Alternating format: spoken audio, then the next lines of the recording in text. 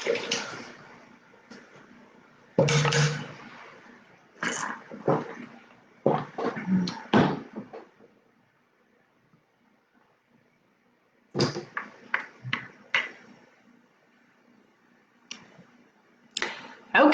can you hear me now? Let's hope, let's hope. Oh, nice. We're good, we're good. Okay, I tried something new, it didn't work. So, I should probably try before I go live, but you know, that's how I work. I got it in the mail today, and so I wanted to try it tonight. Guess it didn't work. Okay. Hello, let me know, where are you from? We have a lot to cover. Lots to cover tonight. Please, you guys, there's 17 of you. Somebody say hi. Wyoming. Hey, Mark, you were here last week. Welcome back. Welcome back. Okay. Well, I'm 7 minutes late, so I apologize. Let's get started on the week. It has been sort of crazy. Oh my gosh. It's just been a very, very crazy week. Hey, Tina. I thought I saw you here last week too. Okay, so I am going to start Texas Panhandle. Hey, Micah. How's it going? We had a lot going on this week. So let's start with, I don't even remember what happened Monday. I would have to look at my calendar.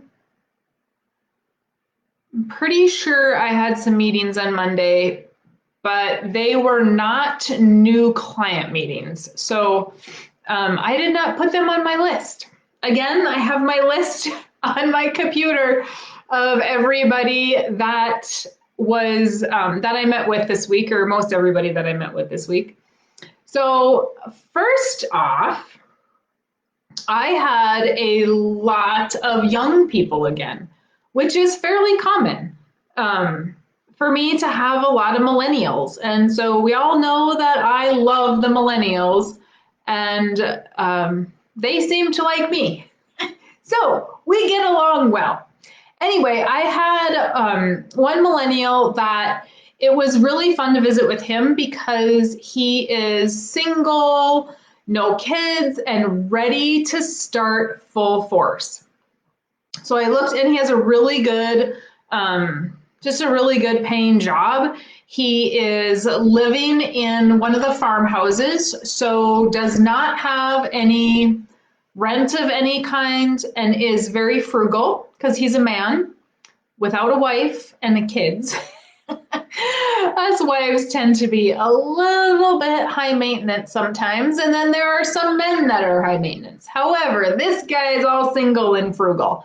And so it was really fun because he wanted to start something with a lot of money. And like, I don't know, we're talking like a little over $30,000 a year. And I thought, oh, we could go $12,000 a year and be a little more conservative. And so as we were talking, he doesn't have a girlfriend. He's nowhere near getting married at this point. And he said, I would rather fill it up today before I have a lot of, you know, people to take care of in my life, and then I can back it down because the premium is flexible and we can do that. And I said, well, all right, like, we'll see. Like, you have a lot of things to figure out, because he wants to buy some land. And in that process of buying land, grandpa and grandma might help him with a down payment. He might not need help with a down payment. I did suggest to him maybe he wants to go to FSA and see what their first time farmer's loan would be. Because it's not, I don't despise the banks.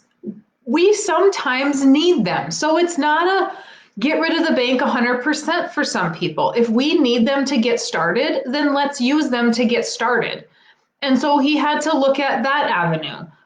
The people that are selling the ground, they've been renting from for decades. Their family has been renting from those people. And I said, well, do you have a good relationship with them? Do you know them? Yep, he knows them. I said, so will they owner finance you? I don't know, never talked about it, right? Well, if they owner finance them, great. I said, are all the kids there? Are all the kids on board with selling? How old are the kids that are selling? And so even if he would be able to get, it sounds like one of them might be just a little bit older to where they don't want to owner finance. And they might just want their money straight out. And I said, okay, well, maybe you could have FSA do the loan for the one that doesn't want to be owner financed, and the other two can owner finance you. So now you have less money that you have to put down through FSA because they only maybe want 5%. And then there are some states that give the landowner tax credits if they owner finance. So something else to be aware of, if you are buying or selling, you might get a tax credit to owner finance that ground. I have talked to one guy who is buying land that way because the owner is getting a really nice tax credit. And so he didn't have to charge that much interest, or he could have sold the land for less, made the difference up in interest, passive income instead of ordinary income or capital gains. So there's just a lot of different things we can do there. And so he was really, really fun to talk to. And we just had just a lot of options with him. But the most exciting thing is that he was beating Parkinson's law, right? So we talk about Parkinson's law, and I believe I've talked about it last week and the week before, where your income or your needs will always rise to meet your income. He is beating that. He is saying, I want to put as much in a policy as I can now and build as quickly as I can, because if I get married, I know that I'm not going to have that money. And it was kind of funny because I talked to one of my clients right before, or the day before I talked to this guy. And it's a new client, so we were at the position where we were ready to issue the policy, and I needed to know how much he wanted to do and how much he wanted to pay right away. And he said, well, let's just go with 6,000. I wish I would have known about this 10 years ago before I had a wife and kids, right? Because once we have a family, we can't be as frugal normally. There's diapers, there's daycare, there's somebody not working because daycare is so expensive. Whatever that situation brings, can we fill it up now? And I absolutely loved that idea. Now, we haven't done anything yet because he has a lot of stuff to figure out. Go to FSA, talk to grandpa and grandma, talk to the landowners. We can't be putting $30,000 away in a policy if you're going to have a big, huge land payment. We can't commit to that. So some homework has to be done before we can start. Okay. Hello, Texas and Canada. Hi, Sandy. Hi, Jenny. Hello, Samantha, Wisconsin. Okay. The next one was at a guy he's farming with dad. He's taking some stuff over from dad. Kind of the normal story, right? Taking some stuff over from dad. He took over dad's seed business, so he's buying out some of dad's seed business. And he is using the money from his seed sales to pre-buy operating for the farm. So one business is quickly cash flowing a pre-buy from the other business, and then it's being paid back. Well, it's actually farmers are pre-buying seed from him. He's using that to pre-buy his own stuff. And then, it all gets put back in. So that was kind of a creative little way of doing things with his side business. I can't say that I fully understand just because it was a little bit different and not super duper clear. But either way, same situation as last week. Make sure your records are clear. This business is lending money to this business, and this business must pay business A back, right? If we're going to lend money in between businesses, we need to have clear records. God did not create you to be a bookkeeper, so if you need a bookkeeper, go find one. There are people out there that will do it, and they're not going to cost an arm and a leg. Okay? It's just a matter of communicating with everything online nowadays. And if you use your credit card for everything, there's really no reason why you wouldn't be able to have a bookkeeper keeping up with that stuff. Some more young people. We had 3 brothers, and this was pretty interesting. I met with 2 of the 3. So all 3 boys, that's the whole family, they had 3 boys. So all 3 boys started an LLC. They're all equal partners of the LLC, even though one of the brothers, the youngest one, is working in town because there's not enough work. It's a dairy operation. There's not enough work for all 3 of them at this point. They want to expand. Dad went to town. Dad went to town to get an off the farm job because he had some debt that needed to be taken care of. In that process of Dad getting the farm job, it was a good transition for him to kind of step back and the kids to take over. I believe the oldest one was 27. Youngest one is like 22, I think. And so he said, I know it seems funny that we all have equal shares, but it's just going to be easier in the long run if we're all equal and we're all working together. Now, I kind of thought it was funny because this is the second time I've run into that. We have 3 siblings and all of them are equal shares, even though they don't all work in the business equally, to keep the peace and not make it sound like one has to work harder to catch up or one has to put it all in there. Let's just keep the peace and keep everybody happy. And if that works for them, kudos to them. That is absolutely awesome. They are slowly taking over the dairy herd. They are slowly trying to add some other things in as far as what could maybe generate income.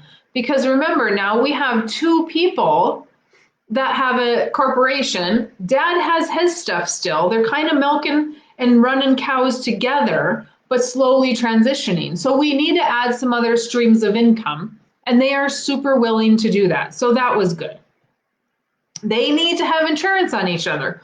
All 3 of those brothers need to have insurance on each other, and they need to have insurance on mom and dad, or mom or dad, because of the fact that when dad or mom pass, they're going to have to take over more operating. Even though it's all going to come to them 3 equally, they're all farming, there shouldn't be an issue.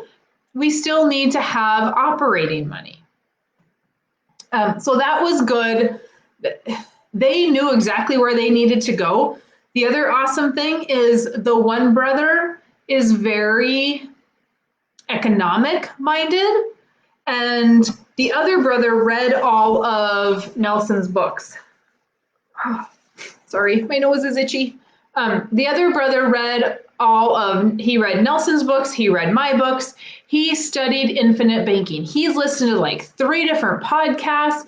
He's checked with other people to make sure I was legit, which was awesome because I already knew that. The other people called me from the infinite banking world who he reached out to. And that's awesome because the infinite banking world is very small. We all talk. So a lot of times, especially at kind of the level that I'm at, because I help so many people, those of us at that level talk a lot. And so he reached out to a really well-known infinite banking practitioner. That guy called me right away and said, hey, I made sure to let this guy know that you are legit and honest. So yay, that was good. But he did his homework and he understood the concept, understood it. When we were talking, he said, well, I don't want to steal the peas. It has to be paid back. Right? A lot of people try to say, well, why does it need to be paid back if the insurance company doesn't care? Well, because you're stealing from your own company if you don't do that and you're not in retirement, right? It's a different strategy for retirement. And he got it. So that was super exciting. And it was so fun to talk to those people. I just know if you've read the book, I know many times you've listened to the book. I know if you've read Nelson's book, and I say this all the time, but I know, kind of like Santa Claus, like I'm watching, I'm listening, right? And I know what you're doing over there. Okay. Hey, Anthony. Jenny asked, how do I know if a state will give tax credit for owner finance? That is a really good question for an accountant. I have no idea, but your accountant should know. Or maybe a banker? Probably not a banker. I would say start with your accountant. And if like South Dakota does, and Illinois, I guess. I think it's Illinois. So I would start with your accountant. And if your accountant can't tell you, or maybe he can lead you in the right direction of where to go. Otherwise, I'm not sure. Sorry, I'm going to try to do a little digging as well and see if I can find some of that information and maybe talk to my accountant. I just heard about it this week and have not had time to reach out to him, but it's super good information to know. So yes, if you find something, message me, Jenny, so I can have that information. Thank you. Okay, on to, let's see, let me make sure I got everything on that guy. Talked to another couple she works off the farm, he has a business, and they farm.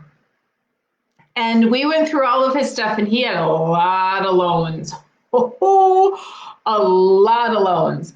And I thought, there is no way this boy is making money. And he is. He just has a lot of loans. And he knows in his head, he knows where everything's at. But he has money going back and forth again between business and farm and lending money. But none of it is accounted for. It's all up here for the most part. He kind of tries to keep it even, right? And he's doing a good job. It's not that he's not doing a good job. He's doing a great job. And he's making money and he knows what he's doing, but there's no record. And so here's the other problem. If he were to ever sell his business, because the business is paying for equipment costs, because the farm didn't make enough money, so the business is going to just pay for that equipment cost. It's no big deal, right? Well, the business put in a capital investment to the farm. Now the farm must pay the business back. So if he ever sells the business at some point, how do we know what the value of that business is? We don't really know, because it looks like the business isn't making any money because it's offsetting with the farm, even though they're completely separate entities. The business is just assuming these payments.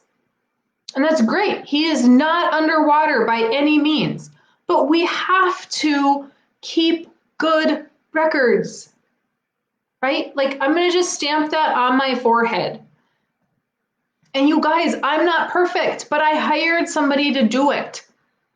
And when people tell me they can't afford it, can you afford your accountant to go through your receipts at an hourly rate of $130 an hour or whatever he charges you? If you can just slip him a balance sheet and a P&L, and you don't have to have them do your accounting for you prior to doing your tax return, do you think you would maybe have a tax return that didn't cost quite as much to have done? Maybe. Would we know where we're at when we market grain? Would we know what our profits are going to be? Probably, right? Another couple I talked to is actually next on the list. Let me see. Yes. Another couple I talked to are farming just a massive amount of acres. Massive. And the son that I talked to admitted, we are farming so many acres that we can't keep up. We're not doing a good job. And the son and the daughter want to make sure that the ground is good, because apparently they're still doing summer fallow where these guys are at, and they are not doing no-till. Like, I didn't even know people did that anymore. Where we're at, it's no-till. And so the ground is just blowing away. So they're trying to transition a lot of like cover crops and some no-till in there and have these massive amount of acres that people would have 3-4 employees for, and it's just the two of them. They might have 5 employees, and it's just the two of them. But dad has this mentality, go big or go home, and they're really stuck because they're renting ground from dad because he has enough of his own. So they're renting ground from dad and trying to maintain it and create a good ground culture to grow better things. And again, they're not paying really rent on the land because that's going to be some inheritance someday. So dad says, okay, you can just pay the taxes and farm it. I said, well, what would it normally cost to rent that per acre? So they told me, and I said, okay, that's $121,000 a year. That's not on your books right now. That was not included in on your operating costs. So if you have operating costs of a true $121,000 more per year, guess what? You went negative something fierce. And if you're going to go that negative, if you were truly renting, there's no way you could survive if you were paying that. You need to make sure you're marketing your grain. You need to make sure that your inputs are correct. Like, we have to look at what we're doing and how we're using money and how we're marketing all at once so that we can make sure that we can make $121,000 more to pay for it. And I said, and maybe you need to give up some ground because you know that less ground means higher quality product in some cases, right? And for them, they know that's what that means. And they said, yeah, but then we have to pay for land we're not farming. I said, then don't pay for the land you're not farming. Do you want to inherit a bunch of ground that's going to take you thousands and hundreds of thousands of dollars to get back to where you need it to be? I don't know the answer. I'm not there. I'm not farming, and I don't pretend to know anything about ground culture. I'm not an agronomist. I'm not planting cover crops. But we have to look at the big picture. Go big or go home isn't working in that strategy. In addition, dad has no plan. Like, we know what's going to happen with the land. When dad passes, brother gets some, daughter gets some, and it's split. We know what's happening with the land. But guess what? 0 savings, 0 retirement, 0 life insurance, because he thinks the only place to put money is land. So now we have to sell land in order to pay for estate taxes. And that was his plan. He said, this is the piece of land you need to sell to pay estate taxes. Why wouldn't we plan? Those kids are in a hard position because they want to do things right and so differently, and they're kind of torn. Because what if dad says, well, if you don't want to do it my way, then you're not getting any of it, right? That's a hard position to be in. Some people can walk away from that. Some people can't. Very, very tough, but a good indicator of them knowing their numbers The wife keeps the books and she knows the numbers. They knew their numbers and they knew what was making money, what wasn't making money. They were doing regenerative egg stuff. It was an awesome, awesome meeting to talk to them. They have a lot to figure out because they can't farm that. I mean, there's no way they can get it done on that amount of acres with one person. So that was pretty crazy.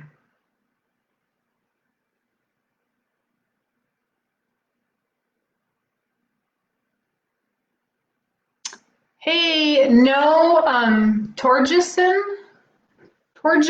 Farms. I don't know if I'm saying that right. No, please schedule and then you can reschedule ahead of time. We have a waiting list, so you'll be fine to do that. Thank you for your service, sir. I appreciate that. Ma'am, I guess I don't know. Could be a woman. I don't know who I'm talking to. Okay. Then I had a very nice gentleman that was a vegetable farmer in California. So I learned a lot about vegetables today. And I've had fruit and I've had vegetables here and there. But he was a pretty large vegetable farmer. And so I got to ask some questions like, do vegetable farmers have crop insurance? And no, they do not. So I hate to sound a little bit harsh here, but we as corn, wheat, durum, whatever growers, right? We have crop insurance. We have to remember that our vegetable farmers don't have any insurance. Now, I have fruit farmers who say they do have insurance. Now, I don't know, I haven't talked to enough fruit farmers to get the full grasp of that, but our vegetable farmers do not. And I asked him, how is this COVID thing affecting you? Bad, like bad. He did have to till down and work in some of his lettuce. He had to. He didn't have a choice. Suppliers are not buying as much because guess what? People are not buying healthy food at the grocery store right now, which I find ironic that we're buying canned food. I mean, I don't find it ironic. I understand people are prepping for the end. I have a lot of clients buying gold, building bunkers, guns, ammo. I get it.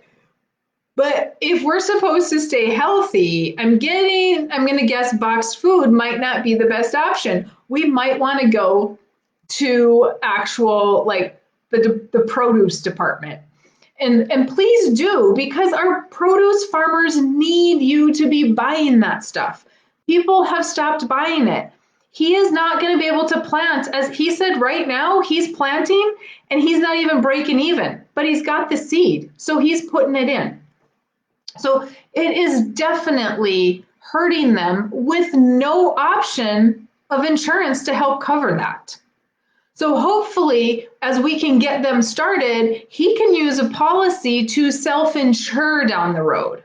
Okay. Now he has like a $3 million operating cost, which is astronomical to me considering the amount of ground he plants, because it's not that much. I mean, it's not like wheat and corn. The operating costs are super expensive. So he has a huge operating cost and he's doing okay, but they had a massive, massive loss in 2019 due to weather. This year he has a big loss due to drought and COVID. It has severely affected them. But he is in a business with his brother. They're farming together. And guess what? Nobody has insurance. Nobody. He didn't really know what he had because he's so busy, it's never been a concern, which is a lot of people. I had another guy today who he has like a ton of loans at the bank, or another guy, not today, but this week at some point, he has a ton of loans and he has zero insurance, zero, zilcho. The bank just has never said, hey, you might want to go buy some life insurance to cover your debt even. And y'all know, if you've been listening to my podcast, I don't believe you just need life insurance to cover debt. However, if nothing else, get some life insurance to cover your debt. I don't even care if it's term insurance. But the banks don't even care. And this guy, he has pretty much no bank loans. So it would seem like, oh, he's doing great because he's cash flowing the majority of what they're doing. But when the cash doesn't come in, we don't have cash flow to do that. So what was he going to do? His brother already sold his house. Doesn't really know where he's going to live, doesn't care where he lives because he's pretty easygoing. So he already sold his house so that they can pay off some of the debt. Now the client I talked to is getting ready to sell his house so they can cash flow other things that they're doing as well, and maybe not have to go to the bank either, because they do not like the bank, period.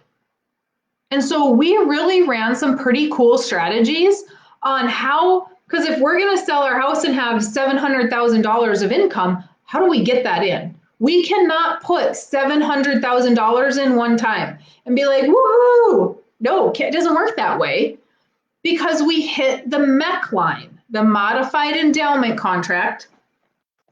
That's all explained. Surprise, Nelson's book. It's all explained there. And so we hit the modified endowment contract, so we can't put all that money in right away. Okay, so what do? Well, we can set a policy up that we can get it in over 4 years to maybe 7, and then we can just slam the brakes on that premium and really slow down how much we're putting in. We can put it in over a longer period of time. Or the other option was use the cash to pay down the debt, because we don't have a lot of extra, right? Use the cash to pay down the debt, and then you, the farm, must pay him back for the personal money that he used when he sold the house. Okay? That payback now becomes his premium payment for the next 15, 20 years. I really don't care, and he gets to decide. But now he gets to charge himself the interest rate. So if you would have put it in a policy and borrowed against the policy, you would have paid an interest rate to the insurance company. So do the exact same thing with the cash. Take the cash, pay off the debt, and then pay yourself back plus the 4 or 5, 6%, whatever it is you want. Guess what? You're going to have more money. Sometimes we have to use cash and then treat it as if it was a loan and pay it back as a premium payment. Okay. They also had a payment that was ready to, in January of 2021, it's a $3,300 a month payment. Done. Not going to be paying it anymore. If you're going to be an honest banker, you were used to paying that $3,300 a month. You were making do. You were making that payment. Take that money and put it into a life insurance policy as premium. Okay? Be honest about it. The other option that we talked about is if he sold not the brother already sold his house.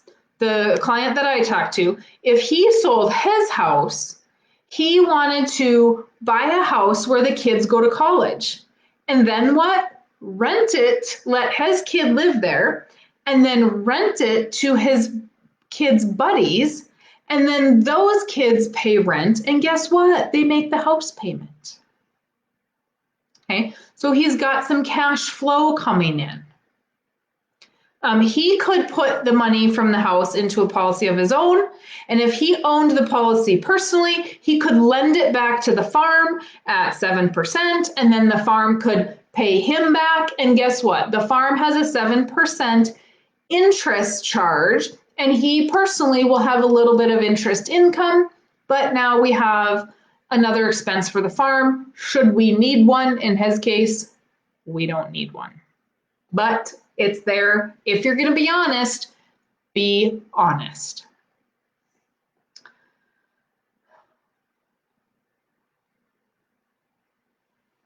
Okay, let's see.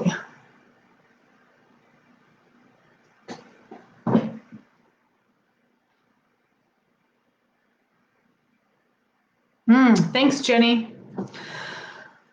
Okay, then I had another meeting, which didn't go so well. Why? Because it was an agent who bought my book and thought they would pick my brain so they could sell insurance to other people. But guess what? Never even read this book.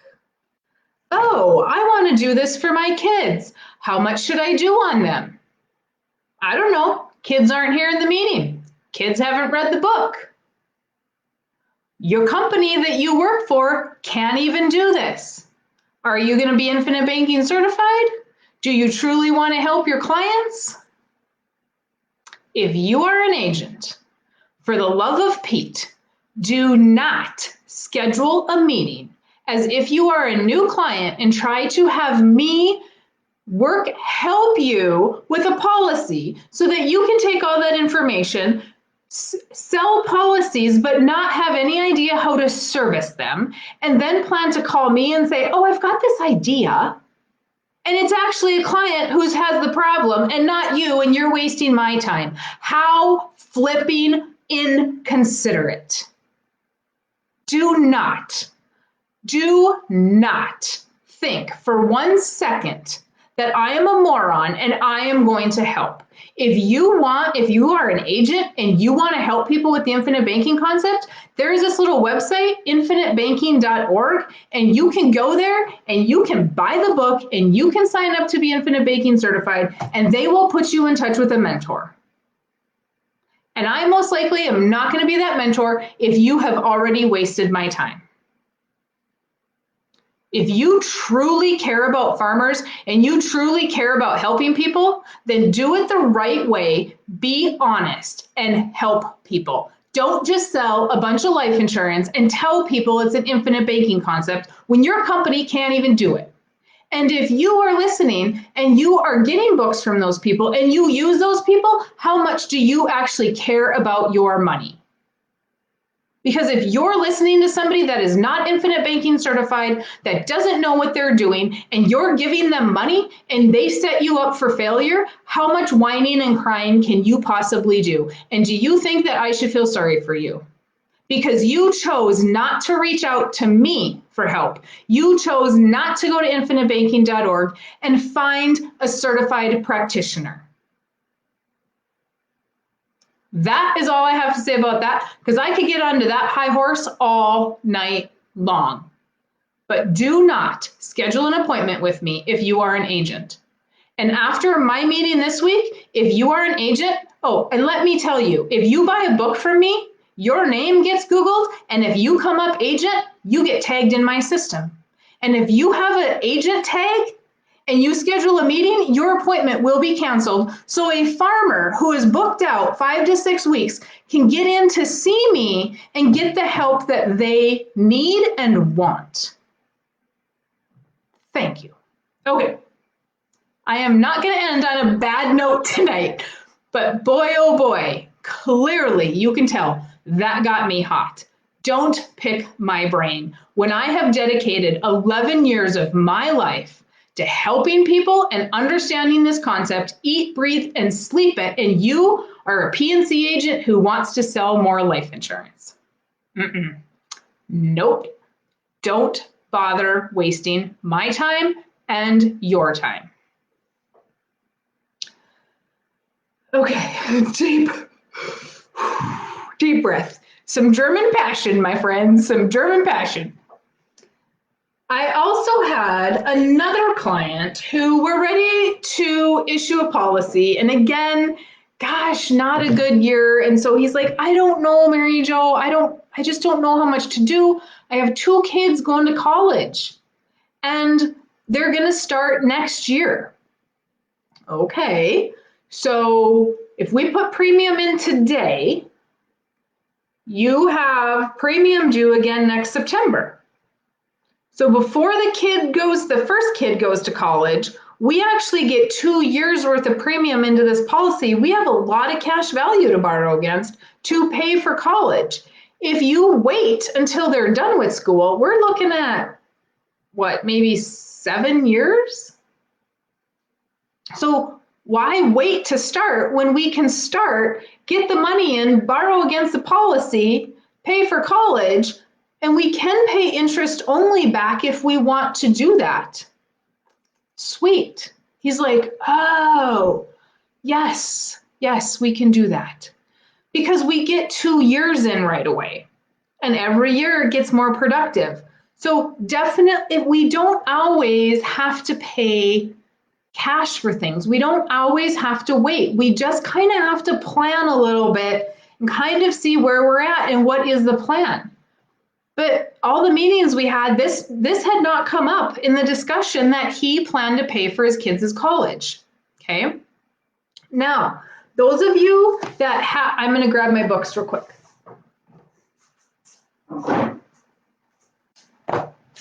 If you are paying for your kids' college, you might want to get Wealth Without the Bank or Wall Street. That is the second book I wrote for non-farmers. I have the true cost of college tuition in there. And I'm trying to find the page because some of you might have it, but we don't need to pay for kids' college. You know what? There's this little thing I put in my book called the index. You would think the author would know to use that.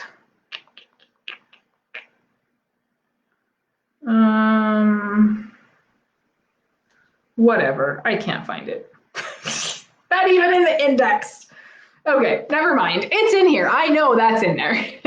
So you're gonna wanna look at those numbers. Now he can pay for the kids' college and then they can pay him back when they're done and he can decide how long he wants them to do that. So that's a good strategy too. But he was thinking, no, I can't start, when in fact, yes, we can start. So good deal. Torgeson Farms, P65. I don't know what that means. If that's some kind of military talk, dude, I'm a civilian. I don't know what that means. Okay. I hope you're not making fun of me. I don't even know what that means. And then I had a couple clients this week who, okay, so my first client that I was telling you about that wanted to put like a little over $30,000 a year in, and I was telling him he should pull back and maybe not put as much in. He said to me, I really didn't think in an internet meeting that I would be talked out of premium. I really thought you would try to put more in. I'm like, nope, not this girl. I'm only going to do what I know is probably comfortable because we have to pay that premium for a really long time. And I don't want you to lose the policy.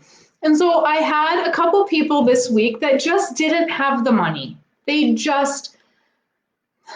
was no money there. But you know what? It was not a waste of a meeting at all, because we got to talk about how do we manage our finances a little bit, think differently about money so that we can be ready in a year or two, right? The one in particular, she was going back to school so she could pretty much double her income. And then how do we think differently to make sure that we have money to put in? Where can we start? What does that policy structure look like? It is never, ever, ever a waste of a meeting if we don't have money and you're willing to learn and you're willing to do something about it. Now, if you're not willing to do anything about it, then there's not much we can do. But she really was willing to learn and ready to take those steps and ready to take off. And so sometimes we just can't start. It's just not the right time. And that's okay, because we get an idea of where we need to be starting. So very awesome stuff for her. Not a waste of my time, unlike another agent. I also had, you guys, if you listen to my podcast, last Friday, I did a podcast interview with a client. And it was funny because he emailed me right away. And he said he got an email from the neighbor. And the neighbor said, I have a bone to pick with you. All of our conversations, and you've never tried to shove IBC down my throat. So he wanted to know about this. Why? Because he said, I have spent many hours in the last couple of years listening to Bob Murphy, Carlos Lara, and now Mary Jo. And he did end Working Cows podcast. And he did not know that his friends had policies. And the interview that I did, my client said, I just never thought of that. And it is funny how many people I talk to that their family members have bought books, they don't even know about it. Their neighbors have books, they don't even know about it. The couple I talked to today, their street address was very familiar to me. And I was like, oh, that's odd. I've talked to somebody else on that street address. And I remember from talking to them that the town had like 10 people in it. Yep, they know everybody in town, and chances are they know the person that is got that book as well. And so you don't know, your neighbor may very well have the book or have heard about it, and you think, oh, well, this is just a scam, but they're already doing it. So I know that you guys don't love to talk to each other about numbers and stuff, but maybe, just maybe, you want to bring it up in conversation to see. Okay? Because if they've worked with me, they can tell you if I'm a crazy lunatic. I'm not, but you know, unless you're another agent. Okay, that's it. That's the end of my list. So that was my week. Well, that was Monday through Thursday. The week is not over. I did talk to another guy. Let me think what we talked about today. Besides solving all the world's problems, if there was something informational in there. Oh, he too. He was concerned about paying his premium because he is over 60, and so he had money in investments, and he was taking some of that money out to start a policy. And he said, I'm going to have to pay taxes on that. And then we got to talking, and he said, well, I'm drilling a well. And I said, well, how are you paying for the well? And he said, well, I'm using money from my existing policy that I already have, because he had policies before he met me. And he has a whole bunch of money in those, which is awesome. And he said, I'm using the money from those. And I said, oh, okay. And he goes, but you know, I'm going to have that well expense to offset the money I'm taking out of my investment. So we'll be okay. Yeah, we'll just pay the full premium.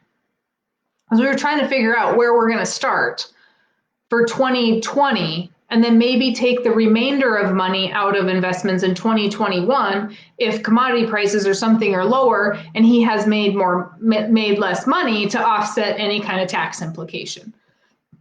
Because we have flexibility in when that premium is paid, we can possibly hit 2 tax years.